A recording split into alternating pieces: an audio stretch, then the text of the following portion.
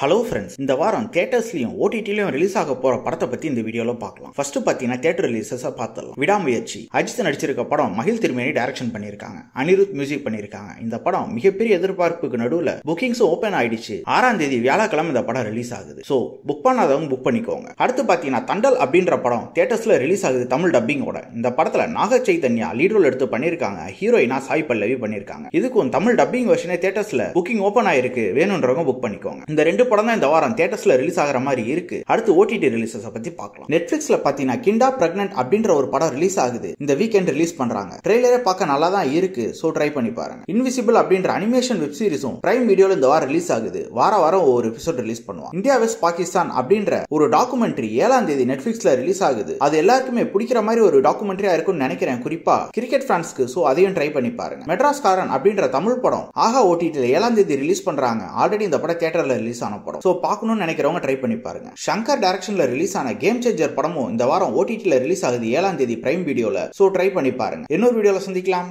Thank you.